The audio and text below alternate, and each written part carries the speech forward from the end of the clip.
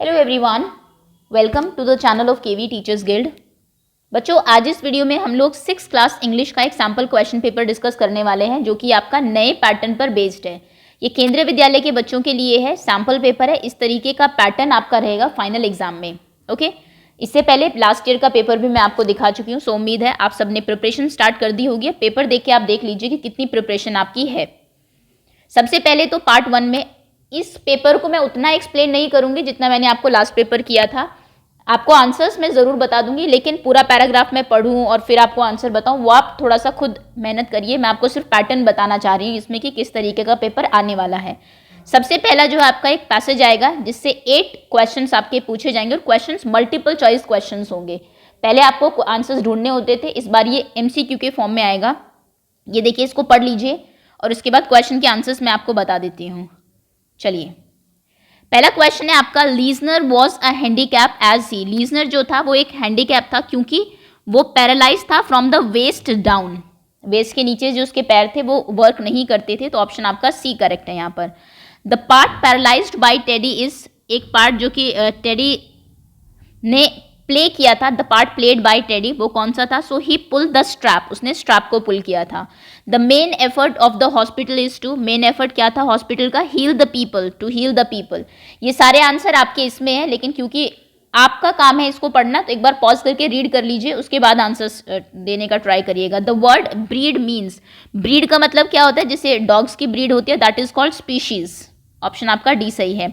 The title of the passage should be, ये जो passage है इसका टाइटल क्या होना चाहिए था? क्योंकि इसमें हमने देखा एक डॉग है जो कि एक पैरालाइज्ड मैन जो है उसको अपनी सर्विस प्रोवाइड कराता है, तो service dogs. Find antonym of push from the passage. Push का एंटोनिम क्या होगा, उल्टा क्या होगा पैसेज से? आप बिना पैसेज के बता सकते हैं। पुश का ऑपोजिट होता है pull. Right this synonym of heal, heal होना मतलब ठीक होना, तो इसका होगा cure, to get cured. Where does Teddy sets the bag, Teddy ने बैग को कहाँ पर सेट किया?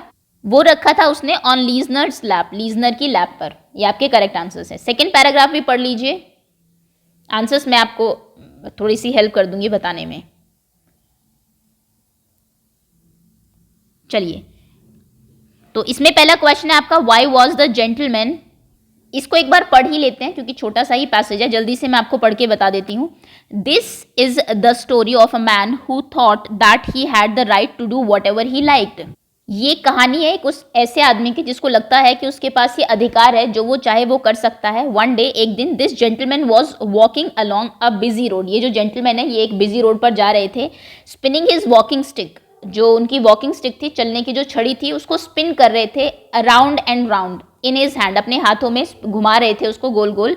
And was trying to look important, और सबको दिखाना चाह रहे थे वो कितने इंपॉर्टेंट है। अ man walking behind him objected, एक मैन उनके पीछे से आता है, वो ऑब्जेक्ट करता है इस बात पर। You ought not to spin your walking stick, तुम्हें अपनी वॉकिंग स्टिक को इस तरीके से स्पिन नहीं करना चाहिए। एंड राउंड लाइक दैट, इस तरीके से घुमा के ही सेड। तो जो जेंटलमैन है वो आर्ग्यू करता है, I am free to do what I like with my walking stick, मैं अपनी वॉकिंग स्टिक के साथ कुछ भी करूँ, ये मेरा अधिकार है। मेरी, जैसे आप कई बार कह देते हो ना, मेरी वॉकिंग स्टिक है, मेरी ये चीज़ है, मैं कुछ भी करूँ। तो दूसरा पर्सन कहता है, ऑफकोर्स यू आर, बिल्कुल तुम फ्री हो, but you ought to know that your freedom ends where my nose begins, लेकिन तुम्हें पता होना चाहिए जहाँ पर मेरी नाक शुरू होती है वहाँ पर तुम्हारी फ्रीडम खत्म हो जाती है। तुम्हारी स्टिक ऐसा ना हो कि मेरी नाक में मार दो, तुम कहो कि मेरी स्टिक है, मैं कैसे भी घुमाऊं। दिस स्टोरी टेल्स अस, ये कहानी हमें बताती है, that we can enjoy our rights, हम अपने अधिकारों को एंजॉय कर सकते हैं, अपनी फ्रीडम को एंजॉय कर सकते हैं, only if they do not interfere with other people's right and freedom, अगर वो दूसरे लोगों के अधिकार और उनकी फ्रीडम में इंटरफेयर ना करें। ओके, तो ये आपका पैसेज था। चलिए अब इसके क्वेश्चन ढूंढते हैं। पहला क्वेश्चन है आपका, why was the gentleman on the road moving his walking stick round and round. जो जेंटलमैन था वो अपनी स्टिक को राउंड एंड राउंड क्यों घुमा रहा था? Because he wanted to look important, यहाँ पर इसका आंसर है। अब आंसर्स आप देख लीजिएगा, ये रहा, because he was trying to look important. ये फर्स्ट क्वेश्चन का आंसर आप लिखेंगे। सेकंड क्वेश्चन है, कहने का मतलब है सेकंड क्वेश्चन जो आपके एग्जाम में आएगा उसमें मल्टीपल चॉइस क्वेश्चंस नहीं होंगे, वो आपको देख के ही लिखने हैं। Who objected to his behaviour, उसके बिहेवियर पर किसने ऑब्जेक्शन किया? A man walking behind him objected his behaviour, एक आदमी जो उसके पीछे से आ रहा था। What argument did the gentleman give, उस जेंटलमैन ने क्या आर्ग्यूमेंट दिया? उसने कहा कि he was free to do whatever he like with his walking stick, कि मैं अपनी वॉकिंग स्टिक के साथ कुछ भी करने के लिए फ्री हूँ। What was sorry, was the other satisfy with argument, क्या दूसरा जो पर्सन था वो सेटिस्फाई था आर्ग्यूमेंट से? बिल्कुल भी नहीं, उसने अपना काउंटर दिया कि तुम्हारी फ्रीडम वहाँ खत्म होती है जहाँ पर मेरी नाक शुरू होती है, तो वहाँ पर तुम मेरे पर्सनल स्पेस में ये स्टिक घुमाने के लिए फ्री नहीं हो। वॉट डिड ही से इन रिप्लाई, उसने रिप्लाई में क्या कहा? तो उसने कहा कि the other man said he ought not to know that his, मतलब उस gentleman's freedom ends where his the passer by's nose begin, जहाँ पर उसकी नाक शुरू होती है वहाँ पर तुम्हारी ये खत्म होती है, ये उसने रिप्लाई में कहा। What is the moral of the story, story का मोरल वैल्यू क्या है? स्टोरी की मोरल वैल्यू आपको लास्ट में ही दी हुई है, दैट वी कैन इन्जॉय, यहाँ से और यहाँ से यहाँ तक आप लिख देंगे कि आप अपनी फ्रीडम को तब तक इन्जॉय कर सकते हैं जब तक कि वो दूसरे की जो है लिए उसकी फ्रीडम को छीनने वाली ना हो। Find the opposite of imprisonment, imprisonment मतलब होता है जेल में डालना, इसका ऑपोजिट क्या होगा? इसका ऑपोजिट होता है फ्रीडम, तुम फ्री हो, अब आज़ाद हो। Find the synonym of the word disagreement, disagree करना किसी से, इसका सिनोनिम होगा ऑब्जेक्टेड। ओके, तो यहाँ पर जो 8 क्वेश्चंस होंगे आपके, उनको आपको पैसेजेस से ढूंढ के आंसर करने हैं। चलिए अब आगे आते हैं। फिर एक एक्सट्रैक्ट आएगा, read the extract given below and answer the questions by choosing the correct option. मैं इसको रीड कर देती हूँ एक बार, आंसर्स आपको डेफिनेटली बता दिए जाएंगे। Words are the food and dress of thoughts, they give it in its body and swing and everywhere's longing today to hear some fresh and beautiful things, but only words can free a thought from its prison behind your ears. Maybe your mind is holding now a marvelous new surprise, कि किस तरीके से आप अपने words के through अपने जो thoughts हैं उनको एक्सप्रेस कर सकते हैं। How are words related to ideas, words जो हैं आपके वो आपके आइडिया से कैसे रिलेटेड है? सो एवरी थॉट या फिर idea is express in words, सभी जो थॉट्स या आइडिया है वो आप वर्ड्स में एक्सप्रेस कर सकते हैं, इसलिए ये वर्ड से रिलेटेड है। नेक्स्ट है, how are thoughts like prisoners, आपके जो विचार है वो एक प्रिजनर की तरह, एक कैदी की तरह क्यों है? क्योंकि आपके जो विचार है they are shut up in the prison house of the mind, आपके माइंड में वो सभी बिल्कुल चुपचाप बैठे हुए हैं, वो तब तक फ्री नहीं होंगे जब तक आप उनको बोलेंगे नहीं। तो जो विचार है आपके, आपको डेफिनेटली बोलने चाहिए, बताने चाहिए, उनको फ्री कर देना चाहिए। What can liberate thoughts from the prison? Prison से उस जो आपके दिमाग के अंदर जो आइडियाज़ है, वो जो बंद है, कैद है, उनको आप कैसे फ्री कर सकते हैं? उनको हम कर सकते हैं प्रॉपर वर्ड्स के थ्रू, उनको बोल के, वर्ड से एक्सप्रेस करके। अगला क्वेश्चन है, what does the word marvellous mean, marvellous का क्या मतलब होता है? इसका मतलब होता है बहुत अच्छा, वेरी गुड। ओके, एक और एक्सट्रैक्ट है आपका, ये आपकी बुक से होगा जरूर। What does this mean, he shouted, how dare they, but not one of the tortoise had the courage to attend the meeting, they were so few, the others so many। तो ये आपकी book का कोई chapter है जिसका ये extract यहाँ से लिया गया है। व्हाट डज दिस मीन्स का मतलब क्या हुआ? वो शाउट करता है, हाउ डेयर दे, उनकी हिम्मत कैसे हुई, लेकिन कोई भी टॉर्टॉइस जो है उनमें हिम्मत नहीं हुई मीटिंग को अटेंड करने की, क्योंकि वो बहुत कम थे और दूसरे बहुत ज़्यादा। पहला क्वेश्चन है, who used to live in forest of Pambu Patti, ये आपकी बुक से है, तो वहाँ पर रहते थे रेप्टाइल्स, ऑप्शन आपका सी करेक्ट है। ये जो आपकी बुक से एक्सट्रैक्ट आते हैं, इनमें जो क्वेश्चन पूछे जाते हैं वो उनके आंसर आपको ज़रूरी नहीं है कि इसमें मिल जाएंगे, वो आपकी स्टोरी से कहीं से भी पूछे जा सकते हैं, उसके लिए आपको स्टोरी पता होनी चाहिए। Who was the leader of all reptiles, सभी रेप्टाइल्स का लीडर कौन था? तो that was option B, Makar. Which creature were asked to leave the forest at the first attempt, सबसे पहली बार में किसको कहा गया फॉरेस्ट छोड़ जाने के लिए? तो ये कहा गया था टॉर्टॉइसेस को, जितने भी कछुए हैं उनको। How dare they, who were they, उनकी हिम्मत कैसे हुई? यहाँ पर दे कौन है? दे है यहाँ पर क्रोकोडाइल्स। चलिए, ये आपका क्वेश्चन कहने का मतलब है, सबसे पहले 4 पैसेजेस आएंगे, 2 आपके अनसीन पैसेज होंगे जिसमें कि एक में ऑप्शंस होंगे, एक में आपको चूज करने होंगे, उसके बाद 2 आपके सीन पैसेजेस होंगे जिसमें एक पोएम होगी और एक आपका पैसेज होगा आपकी बुक से, और उसमें भी मल्टीपल चॉइस क्वेश्चंस होंगे। ओके, अब पार्ट 2 पर आते हैं, ये है आपका grammar. Rearrange the given words and phrases to form meaningful sentences, choose the correct option. यहाँ पर भी आपको ऑप्शंस दिए हुए, ये तो बहुत ही अच्छी बात हो गई। Nurse symbol is a of humanity service और एंड, तो इसका हो जाएगा a nurse is a symbol of service and humanity, पहला ही सही है। एक नर्स जो है वो ह्यूमैनिटी और सर्विस का एक सिंबल है। Frequently she seen hospitals in it, so she is frequently seen in hospital, option B is correct, उसको आप फ्रीक्वेंटली हॉस्पिटल में देख सकते हैं। Attentive she her very remain duties to, so she remain very attentive to her duties, that means option again A ही correct है आपका। She remain very attentive to her duties, अपनी ड्यूटीज के साथ ड्यूटीज पर वो हमेशा अटेंटिव रहती है। उसके बाद आपको प्रॉपर आर्टिकल्स फिल करने। Have you seen dash lion, क्या तुमने एक शेर को कभी देखा है? तो यहाँ पर अ लायन आएगा, a lion. We will return in, हम वापस आ जाएंगे एन आवर, आप जानते हैं इसमें एन आता है, भले ही एच से शुरू हो रहा हो, क्योंकि एच जब आप बोलते हैं तो साइलेंट रहता है, आप जो प्रोनाउंस करते हैं वो आर को ही प्रोनाउंस करते हैं, दैट इज वाई, क्योंकि ओ के आगे एन आता है इसलिए आर के आगे भी एन आता है, so N R. Dash sun rises in the east, तो द सन, क्योंकि सन एक ही है और जब कोई चीज़ एक ही होती है तो वहाँ पर द आर्टिकल यूज होता है, the sun rises in the east. अगला क्वेश्चन है supply the correct form of adjective given below. Adjective बताइए कौन सा आएगा। June is dash than April और मई, जून जो है अप्रैल या मई से ज़्यादा हॉट है, हॉटर या फिर हॉटेस्ट, तो आप जानते हैं जहाँ पर दो के बीच में कंपैरिजन हो रहा हो, आप किसी को बेटर बता रहे हैं तो वहाँ पर सेकेंड कंपैरेटिव फॉर्म आती है, तो ये हॉटर आएगा यहाँ पर। He is the dash friend I have, वो सबसे अच्छा फ्रेंड है जो मेरा है, तो द के बाद हमेशा सुपरलेटिव डिग्री आती है, इसके बाद बेस्ट आएगा, the best friend of mine, सबसे अच्छा दोस्त है आपका।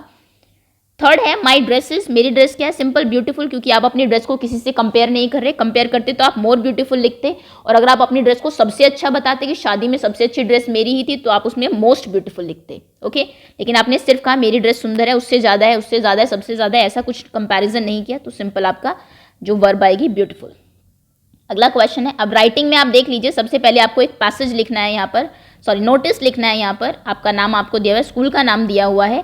Informing the students about poem recitation competition to be held on 25 September, 50 words में ये होना चाहिए। सबसे पहले देखिए जब आप नोटिस लिखते हैं तो वो बॉक्स के अंदर लिखा जाता है, सबसे ऊपर आप अपने स्कूल का नाम लिखेंगे या फिर जो भी स्कूल का नाम आपको नोटिस में दिया हुआ है, XYZ जो भी स्कूल है, मान लीजिए आपको दिया हुआ केंद्रीय विद्यालय कहीं का भी, मान लीजिए कमला नेहरू नगर, एंड जो भी आपका स्कूल का पूरा नाम है। उसके बाद नीचे कैपिटल में आप नोटिस लिखेंगे, NOTIC, word letter by letter. उसके बाद लेफ्ट साइड कॉर्नर में आप डेट लिखेंगे, सपोज करिए आपने लिखा 22 फरवरी 2021, डेट लिख दी। उसके बाद यहाँ पर जो कंपटीशन होने वाला है उसका नाम लिखेंगे, ड्राइंग एंड पेंटिंग कंपटीशन। एक बात और, नोटिस जब आप लिखते हैं तो बहुत ज़्यादा कहानियाँ उसमें नहीं लिखनी है, पॉइंट टू पॉइंट रखिए, उसमें कहाँ पर होना है, जगह बता दीजिए, किस डेट को होना है, कौन पार्टिसिपेट कर सकता है और क्या सामान लेके आना है, बस इतना ही ज़रूरी है। सो आप लिखेंगे arts club of art school is going to organise a drawing and painting competition to be held on, इस दिन होगा कॉम्पिटिशन, ऑनवर्ड्स, इस 10 बजे से शुरू हो जाएगा, 10 AM ऑनवर्ड्स। कहाँ पर होगा, स्कूल प्ले ग्राउंड में। The competitor is open to all students of all classes, सभी बच्चों के सभी क्लासेस के लिए ओपन है ये। Students are requested to bring their own paint and colours, बच्चे अपना पेंट और कलर खुद लेके आए। Sheet will be provided on the spot, sheet आपको वहीं पर दे दी जाएगी, नहीं तो बच्चे घर से ही शीट पर बना के ले आएंगे। For more information contact the undersigned, ये जरूर लिख देना एंड में, कोई किसी बच्चे को डाउट हो तो नीचे जो नाम लिखा हुआ है उससे यहाँ पर आप अपना नाम लिख दीजिए, XYZ जो भी नाम है आपका, और आप किस हैसियत से ये वो छाप रहे हैं, आप आर्ट क्लब के जो है सेक्रेटरी है इस वजह से, ओके। तो इस तरीके से लिखा जाता है फॉर्मेट, एक बार देख लीजिए इसको। अगला क्वेश्चन है, you have found a purse containing some money and papers in your school premise, आपको एक पर्स मिला है स्कूल में, स्कूल के प्रीमाइसेस में, जिसमें कुछ पैसे और कुछ पेपर्स हैं। इट हैज़ नो नेम, कोई नाम नहीं है, आपको एक नोटिस लिखना है इस नाम से, यानी कि फाउंड का नोटिस है ये, आपको कोई चीज़ मिली है उसके बारे में लिखिएगा, ओके। सो इस नोटिस का फॉर्मेट कुछ ऐसा रहेगा। सबसे पहले तो नोटिस हमेशा एक बॉक्स के अंदर लिखा जाता है, और again I am saying notice में, क्योंकि आप 6th में नए नए आए हैं, पहली बार आप नोटिस शायद लिखेंगे, कभी भी एक्स्ट्रा इन्फॉर्मेशन नहीं लिखनी होती, कुछ आपको बड़ा लिखना ही नहीं है। नोटिस छोटे से छोटा होता है, जिससे कि बच्चे आते जाते हुए नोटिस बोर्ड पर उसको पढ़े और उनको समझ में आ जाए कि किस बारे में नोटिस है। सबसे पहले आप अपने स्कूल का नाम लिखेंगे यहाँ पर, उसके बाद कैपिटल लेटर में नीचे नोटिस लिखेंगे, लेफ्ट साइड में डेट लिखेंगे। कोई भी चीज़ अगर रिलेटेड टू आपकी कुछ खो गई है या फिर मिली है आपको, वो जाता है लॉस्ट एंड फाउंड के कॉलम में।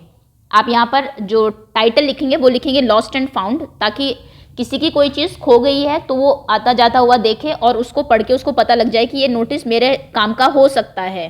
उसके बाद नीचे आप शुरू करेंगे, all the students are inform, सभी बच्चों को इन्फॉर्म किया जाता है, that I found a purse in the playground, जहाँ पर भी आपको जगह जहाँ पर भी मिला है। इन स्पोर्ट्स पीरियड कब मिला थोड़ा सा वो भी बता देना, ताकि जिसका पर्स खो गया उसको भी आइडिया होगा कि इस टाइम मेरा खो गया है पर्स, तो उसको पता लगे कि हाँ मेरा ही है। It has some cash and papers, जो आपको क्वेश्चन में दिया हुआ है वही चीज़ यहाँ पर डाल दीजिए कि इसके अंदर कुछ कैश है और कुछ पेपर्स है।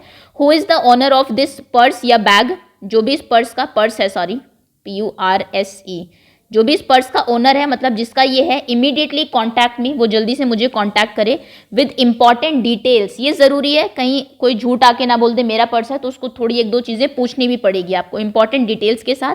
नीचे आप अपना नाम लिखेंगे, अपना कॉन्टैक्ट नंबर भी लिख दीजिए ताकि वो आपको फ़ोन कर सके, और अपनी क्लास अगर फ़ोन ना कर सके तो आपको क्लास में आके पूछ ले, ओके। तो ये इस तरीके से आप नोटिस लिखेंगे, देख लीजिए इसको। अगला है आपकी एप्लीकेशन राइटिंग या फिर लेटर राइटिंग। एप्लीकेशन आपको लिखनी है, यू आर आपका नाम यहाँ पर दिया हुआ है, आप किस क्लास में पढ़ते हैं वो सब दिया होगा। एप्लीकेशन लिखिए प्रिंसिपल को, requesting him to grant you 3 days leave and give reason also. कोई भी रीजन, आप बुखार का भी दे सकते हैं, शादी का भी दे सकते हैं, जो भी आपको याद हो उस टाइम पर। इसका फॉर्मेट मैं आपको बता देती हूँ। सबसे पहले आप द प्रिंसिपल केवी अपने स्कूल का नाम, डेट लिखेंगे, एक एक लाइन छोड़ के ये आपको लिखना है। ये दोनों एक साथ लिखिए, फिर एक लाइन छोड़ के डेट लिखिए, डेट के बाद भी एक लाइन छोड़ दीजिए। उसके बाद सब्जेक्ट लिखिए, leave application to attend the marriage of my brother, या फिर सिक लीव, जो भी आप लीव के लिए, क्योंकि रीजन वहाँ पर बोला नहीं है, लेकिन मैरिज की ज़्यादातर आती है क्योंकि sick leave 3rd 4th 5th का कॉन्सेप्ट है, तो इसलिए मैं यही बता देती हूँ आपको। उसके बाद respected sir, I am a student of class this, अपनी क्लास का नाम लिखेंगे of your school, and I am very glad to inform you, मैं बहुत ग्लैड हूँ आपको बताने के लिए, that my brother's marriage ceremony is going to be held on this date, मेरे भाई की जो शादी है वो इस तारीख को हो रही है। My family is in need of my help, मेरी फैमिली को जो है मेरी ज़रूरत है, since there is a lot of work, क्योंकि बहुत सारा काम होगा। Therefore I will not be able to attend the class in on those days, इसलिए मैं उन दिनों में क्लास अटेंड नहीं कर पाऊंगा। I kindly request to grant me leave for dash days, जितने भी दिनों की आपको लीव चाहिए वो लिख दीजिए। I shall be highly obliged, thanking you, yours obediently. और ये प्रॉपर फॉर्मेट है इसका, आप चाहो तो स्क्रीनशॉट ले सकते हो इसका बाद में रिवाइज करने के लिए, क्योंकि कई बार देखा गया, आपने लास्ट ईयर का पेपर भी देखा हो तो ये एप्लीकेशन वहाँ पर भी पूछी गई थी, और इस बार के सैम्पल पेपर में भी है, तो हो सकता है आपके एग्जाम में भी आ जाए। चलिए आगे बढ़ते हैं। जब आप इनफॉर्मल लेटर लिखते हैं तो सबसे पहले तो आप अपना एड्रेस लिखेंगे जहाँ पर आप रह रहे हैं, AG विकासपुरी न्यू दिल्ली, जो भी आपका एड्रेस है। उसके बाद डेट ज़रूर लिखनी है, एंड माय डियर फ्रेंड, जैसा कि मैंने कहा था इनफॉर्मल लेटर में कभी भी सब्जेक्ट नहीं आता है। उसके बाद I am please to inform you, बहुत खुशी हो रही है तुम्हें बताते हुए, दैट माई सिस्टर्स या फिर my brother's marriage has been fixed and marriage ceremony scheduled to take place on 18th। आप डेट लिखेंगे कि मैरिज कब है, बताते हुए बहुत खुशी हो रही है कि मेरे भाई की शादी है और शादी की डेट ये है। ऑब्वियसली डेट्स आपको बतानी ही पड़ेगी तभी वो आएंगे। This is an advance information to you, मैं एडवांस में तुम्हें इन्फॉर्मेशन दे रहा हूँ। A formal invitation card is being sent to you separately, तुम्हें एक इन्विटेशन कार्ड भी भेज दिया जाएगा। The marriage party will arrive from Noida, marriage party क्योंकि लड़की की शादी है इसलिए ये लिखा गया है, अगर आप भाई की है आपकी तो ये आपको लिखने की जरूरत नहीं है, वो नोएडा से आएंगे। Reception will be held in the community centre hall at Rajouri Garden, जगह का नाम आप बताएंगे क्योंकि तभी आपका फ्रेंड जो है वो आ पाएगा, which is very close to our residence, जो कि हमारे घर के बहुत पास में है। The bride groom is working, okay this is not necessary, इसको आप छोड़ सकते हैं क्योंकि ये एप्लीकेशन मैंने 8th क्लास के बच्चों के लिए लिखी थी, आपके लिए इतना ज़रूरी नहीं है, आप यहाँ तक लिखिए। उसके बाद यहाँ पर आ जाइए, 6th क्लास के लिए बता रही हूँ मैं, इसको भी छोड़ दीजिए। I would request you to please make it convenient to attend the reception, मैं तुमसे रिक्वेस्ट करता हूँ कि प्लीज़ रिसेप्शन पर आना, एंड द मैरिज सेरेमनी पर भी अलॉन्ग विद योर पेरेंट्स, अपने पेरेंट्स के साथ। I hope you will respond to my invitation, उम्मीद है कि तुम मेरे जो इन्विटेशन है इसका रिस्पॉन्स जल्दी दोगे, और मेरे रिगार्ड्स देना पेरेंट्स को अपने, योर्स लविंगली, नीचे आप अपना नाम लिखेंगे। ओके, तो पहले पैराग्राफ में आप बता दीजिए शादी कब है, कहाँ है, किसकी है, और उसके बाद उनको इन्वाइट कर दीजिए, बस that much is sufficient for class 6th। चलिए अगले क्वेश्चन पर आते हैं। नेक्स्ट, अब आपके बुक के क्वेश्चन आंसर्स हैं, answer any 2 of the following question. 3 question आएंगे शॉर्ट आंसर टाइप, उनमें से 2 के आंसर आपको देने हैं।